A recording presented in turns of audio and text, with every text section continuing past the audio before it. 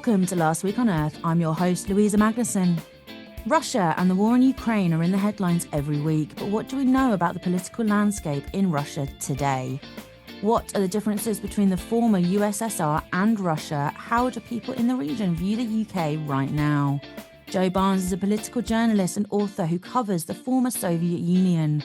His work has been based in the former Soviet Union for over a decade, and he joins me to deep dive into the differences between the previous and current political climate in the region, particularly since the war in Ukraine.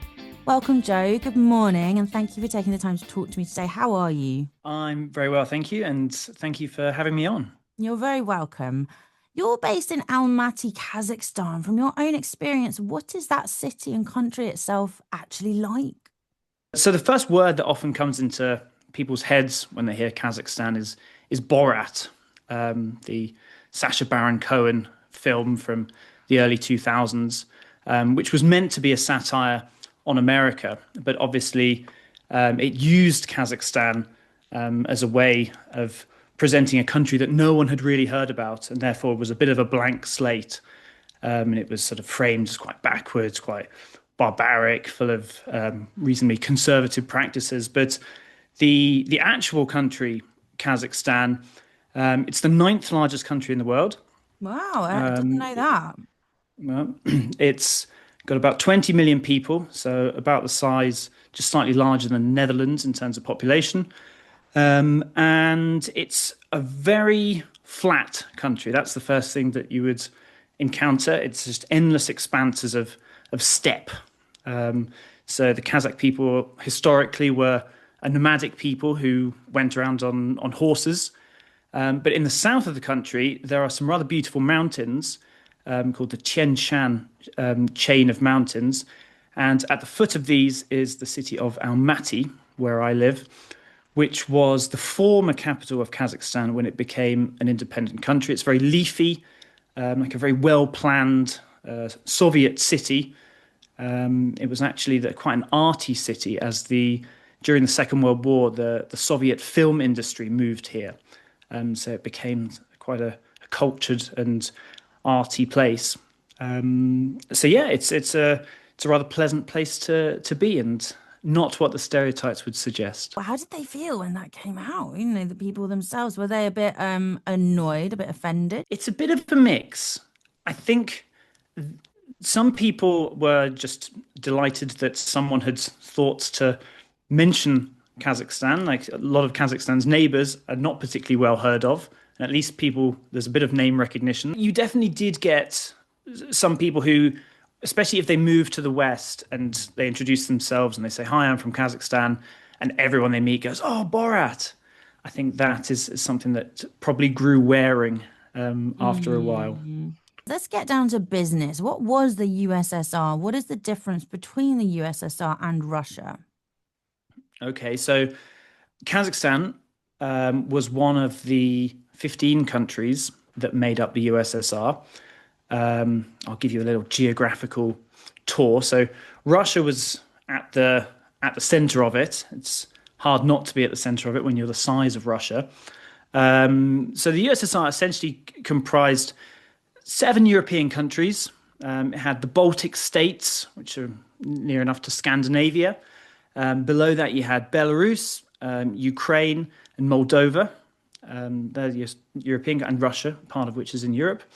Then you have the Caucasus, which is Georgia, Azerbaijan, and Armenia. So the Caucasus are in between Turkey, Iran, and Russia. And then if you head east from there, you have the Stans, or Central Asia, which is Kazakhstan, Kyrgyzstan, Tajikistan, Turkmenistan, and Uzbekistan. They're the 5 Stans, yeah. Which you might say is often people refer to them as Russia's backyard and China's front porch. That gives you an idea of where they are and the sort of geopolitical obstacles that they have to navigate. Of course. But going back to your question, the USSR was a country that lasted for 70 years, 69 years. It was founded by Lenin and the Bolshevik Party. and it came out of the Russian Revolution. And essentially, yes, it was controlled by Moscow. Each of the 15 countries within it had some degree of autonomy, depending on the time. They would argue, or lots of people would argue, especially nationalists, that it was essentially orders coming down from the Kremlin in Moscow, and they had very little choice with many of the policies. But there was some cultural autonomy. They were allowed to speak their own languages, and had some degree of control over economic decisions. This all came crashing down in 1991, as did this followed the opening up of the Soviet Union in the 80s. There was a policy called perestroika and another called glasnost under Mikhail Gorbachev, and this was meant to open up the Soviet economy and reform its politics, but it led to slightly too much opening up. So then you had the collapse of the Berlin Wall and things like that in the late 1980s. Then in the 90s, 1991, the Soviet Union itself fell apart, and you ended up with 15 new independent states, of which, like I said, one is Kazakhstan, another is Russia. So yeah, often a bit like in Britain, when some people who are abroad will refer to Britain as England, and obviously that annoys Welsh, Scottish, Northern Irish people. Throughout the Soviet period, people would refer to anyone from the Soviet Union as Russian. One of the more famous examples of this is in the 1966 World Cup final. The goal that won or put England ahead, that Geoff Hurst scored, that may or may not have gone across the line. It was given as a goal by the Russian linesman, and he wasn't actually Russian. He was from Azerbaijan. So people from Azerbaijan are very proud of this fact, that they won England the World Cup in 1966. Another layer of complexity to add to the Soviet story is it didn't divide neatly into 15 countries, each of which were 100% Georgian or 100% Ukrainian or Kazakhstani or something like that. You had countries where you had like small minor nations, like minorities. And there was obviously in most countries, there was a large Russian minority who had moved there during the Soviet period, or in a Ukrainian minority. But then you have like the Chechens, for example, which Chechnya is part of Russia. So if you imagine the well-worn stereotype of the Russian doll. So let's say the USSR is the main Russian doll, and inside that you've got Russia, which is one of the states. Within Russia, there are also lots of minor, not minor, but less well-known peoples who didn't get their own country. Like there was the big war in Chechnya in the 1990s. Georgia had a civil war, and there was conflicts in a place called Abkhazia and South Ossetia. There was a war between Azerbaijan and Armenia over who would get a territory called Nagorno-Karabakh. So yes, it didn't collapse neatly. We look back at the USSR, at least in the narrative of the Western press, and this was a glorious, triumphant moment. This was the collapse of an evil regime. People were freed, and everyone lived happily ever after. The reality is somewhat different, isn't it? And that's why we're here today having this conversation, really.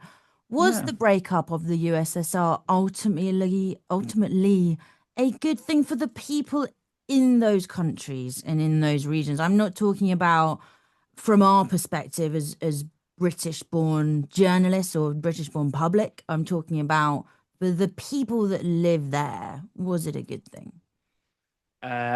I don't think I'm in a position to give a yes/no answer. I've asked this question to hundreds of people. I can give you a broad outline of how it tends to split.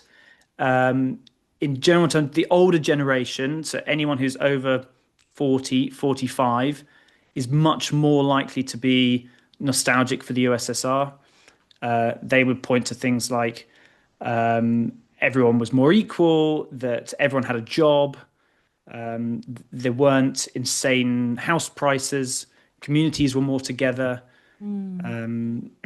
On the other hand, if you're a younger person who's grown up in the independence period, you're more likely to view your own country's independence as like you look at the arc of history, and everything in history has been leading up to this moment of freedom, whichever country has obtained.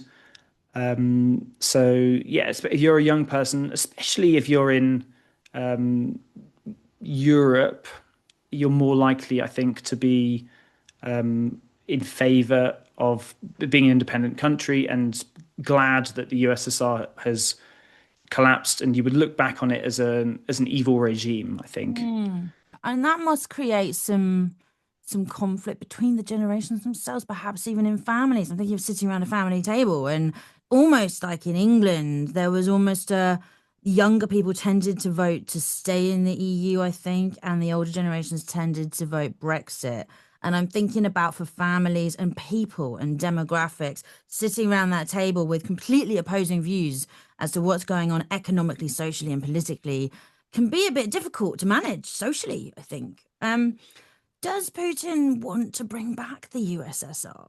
I would there's two famous quotes that are attributed to Vladimir Putin on that subject. So the most famous one, and whenever you hear someone saying Putin wants to bring back the USSR, they will inevitably wheel out this quote, and where he says the collapse of the USSR was the greatest tragedy of the 20th century.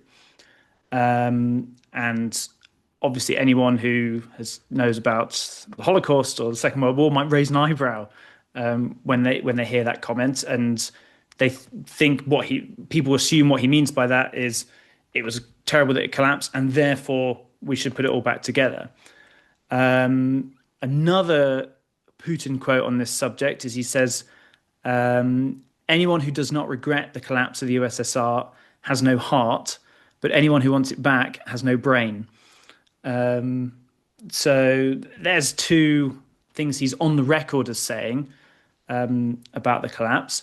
I think I don't think I don't pretend to read Vladimir Putin's mind, and I think many people are attempting to work out what he wants in Ukraine or in foreign policy generally. It definitely seems he wants to extend Russia's influence as far as possible.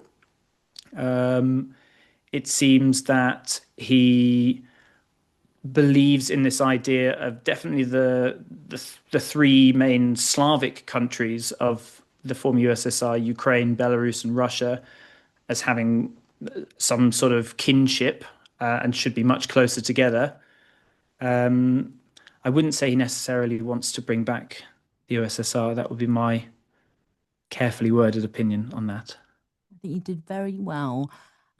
You've been based in and around the region, Russia, and what we're talking about and where we're talking about for a decade. Tell us about your experience in Russia when the current war began. What was the feeling? So, if you ask a Ukrainian, they would say that the real war began in 2014, and that the conflict that began in 2022, they would say was the beginning of the full-scale invasion of Ukraine, as Russia took Crimea and it sponsored separatism in the Donbass region in 2014. I first came to Russia in 2014, just after the seizure of Crimea, and there was a huge wave of patriotism at that point. Russians will often say that Crimea was always Russian, and it was given to the Ukraine during the Soviet period as a gift, and was actually always ours. So there was this big sense of patriotism and jubilation that having returned it, as they would say, without any bloodshed. In 2022, Two, yeah, I was in Moscow at the time, February the 24th.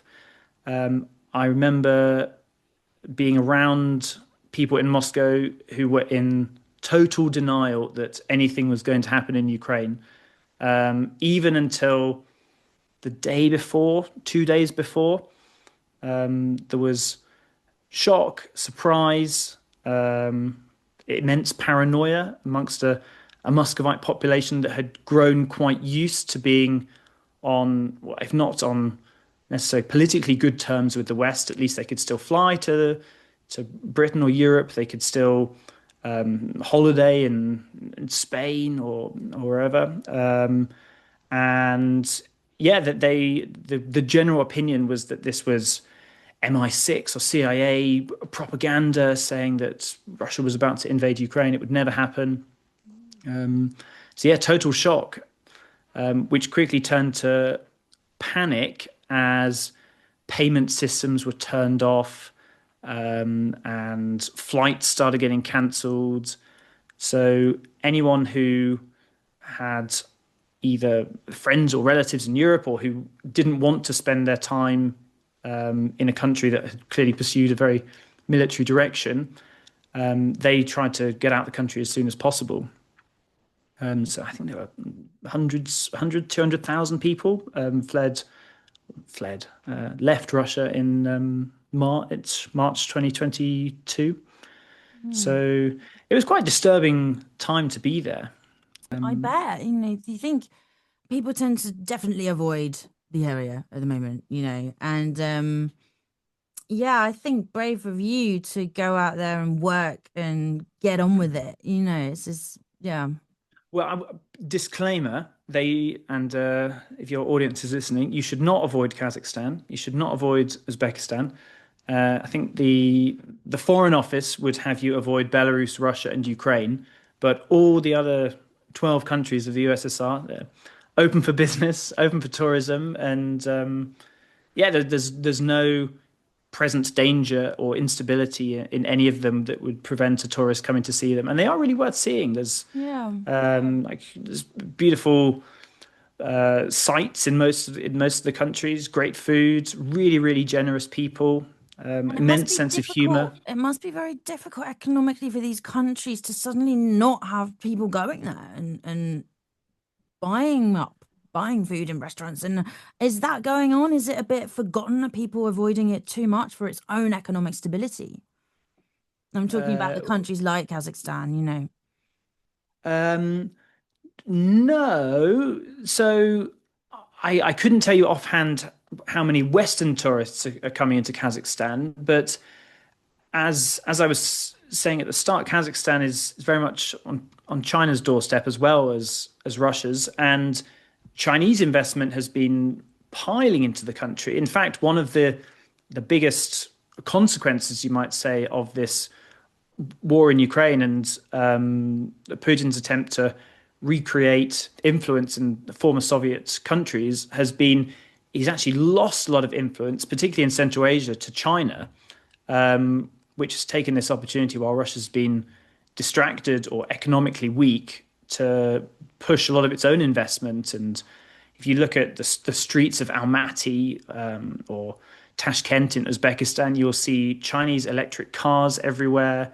You'll see Chinese internet companies, Chinese construction companies everywhere. So I'd say fewer Western people can probably come to Kazakhstan because it's harder now to get to. Often you would either fly via Russia or fly over Russian airspace, which is now closed. But I wouldn't say that necessarily means that investment here has stopped. Also, in the Caucasus and Central Asia, the 8 countries which were on the southern border of the USSR, they've done a roaring trade in helping Russia avoid sanctions. So that's been a real boost to their economies. So imagine, let's say you're a German company that makes drones or something, which you get an order from a company in Russia and you say, sorry, we can't sell to you. You're under sanctions. But then that Russian company sets up a sort of shell company in Armenia, and they say, oh, can we have these drone parts? The German company goes, yeah, sure. Ships it to Armenia. From Armenia, it gets moved on to Russia. I'm unfairly picking on the German company there. I'm sure there are British companies doing it as well. If a British company, I think, or a German company or Italian company, I mean, they're not. This isn't talking about selling to the EU. This is talking about selling to somewhere like Armenia. So the same rules would apply. I don't think those countries would. I don't think those companies would mind that who they're selling it to. I think they'd be very happy to turn a blind eye. This is one of the sad things about the war in Ukraine. I think a lot of European companies know exactly who they're selling to, even though it says Kyrgyzstan or it says Armenia on the order form. They know it's going to Russia, but they say, "Oh, it's enough plausible deniability for them." I think. Could China become a dominant influence in the region, or is Russia still the main power? In Central Asia, it definitely is becoming a not the dominant influence, but a dominant influence, definitely. Russia is still influential, like Russian language is spoken, especially in the big cities in Central Asia. In the Caucasus, less so. It's more of a lingua franca, maybe amongst the older generation, but young people in Azerbaijan or Georgia are possibly more likely to speak English. But China's investment, yeah, I think I read figures the other day for Central Asia where I think Russian trade with Central Asia is maybe $50 billion a year. China's is now 100 billion. So they're getting twice as much trade with China as they are with Russia. Also, Russia itself is increasingly reliant on China. And so there's not much they can do to push China out of this region. So, I mean, I think this is the story of the 21st century to an extent. China's slow ascent over definitely Eurasia. Would you say they're playing the long game? It's not, and it's not in the media in around where I live, in the UK, that's not what we get told in the media. They're sort of coming in, I think, playing the long game. Is that worrying for the future of the world and world politics and relationships between the West and the Russian regions and China? Is China's rise worrying? I mean, depends if you speak Chinese, I guess. I think that China has enabled it's offered a different model to countries. And the idea that I think we had in the 90s or early 2000s that there was this inevitable rollout of democracy and that everyone would have freedom of speech and human rights. I think that was in large part backed by the fact that Europe and America was seen as the gold standard, the civilizational model that everyone should be striving towards. But now we see the European economy slowing. We see the sort of cartoon nature of American politics. And a lot of countries in this region look at China and they go, oh, maybe we should try the China way of doing things. What they mean by the China way of doing things is have one man in charge.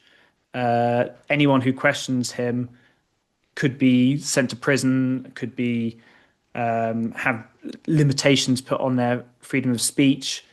And so China, if you're a journalist, then that's clearly a worrying development. On the other hand, if you're I don't know, an industrial worker who would like to see, he doesn't really care about freedom of speech, you just want to make sure you've got a job and your country's developing and economically stable. Exactly. Then it looks like there might be lessons people can learn from China. I think even Britain, people look at Chinese sort of trains or nuclear development, and they think to themselves, why is it taking us so long to build HS2 for example, China have built like 10 times that, or probably 100 times that length of track in the time it's taken us to do an environmental test, or it's time to pass through some local council. And people think, why can't we do it like China? Why can't we just bulldoze any opposition out the way? So I think in that sense, Bureaucracy and red tape, I suppose. exactly, yeah. So I think in that sense, there's a China model which is appealing to people around the world. I've got one more question for you. We are running out of time. What would you say independence means in the 21st century? So the most successful former Soviet countries have been the three Baltic states, being Estonia, Latvia, and Lithuania. And those countries became independent in 1990, actually. They preceded the collapse of the USSR slightly. And then within 15 years, they had passed a lot of their lawmaking ability to Brussels and their courts to Strasbourg. They'd adopted the euro, which was a currency based in Frankfurt. Their defense was largely undertaken by the United States under NATO. And so you think to yourself, well, how independent are these countries when they haven't got their own currency, their own borders, You could say the their own independence military? is the choice to choose what they want and make up a society where it is a bit, well, we'll have this from this and this from this and this from this. It sounds quite modern. Yeah, I mean, exactly. That's probably the answer to independence in the 21st century. Yes, you have your own flag and you speak your own language and you control your own education system, but every country has international obligations and treaties that it ends up being part of. And I think this is something that Britain found out only too well when we left the European Union. We found quickly this idea of the hard Brexit, of what actually leaving everything to do with the European Union meant. And it meant sort of no flights, it meant economy crashing, it meant huge queues in ports, and eventually the political class in Britain decided maybe we should have a softer version of that. So we ended up, it was the deal that Boris Johnson did with Ursula von der Leyen in the end. And even then you had Rishi Sunak trying to soften even that and have more alignment with the European Union. And you see Keir Starmer doing the same thing. So that's a British case, but you see similar patterns in the former USSR. Those countries that went really cold turkey and said, right, we're going to be fully independent and not trade with anyone, were, let's say, less prosperous than those who quickly thought, right, we need to join a new club like the Baltic states. There's a few regional organizations like the Eurasian Economic Union, which is 4 countries have joined with Russia to have a customs zone. So yeah, I'd say independence in the 21st century is great if you are the United States or China, which are the only two countries who are really large enough to make their own decisions. And even they have to take account of global markets and stock exchanges and what other countries might make of their decisions. It's safe to say it's a rather complex subject, isn't it, Joe? That's all we've got time for on Last Week on Earth. Joe Barnes, thank you for your time. We'll be back with episode 8 next Friday on your favourite podcast platform. Just search Last Week on Earth, subscribe and download to keep up to date with our weekly discussion, delivering sharp analysis on the world news agenda. For now, I'm Louisa Magnussen and thank you for listening. Thank you again, Joe. I wish you all a good week ahead.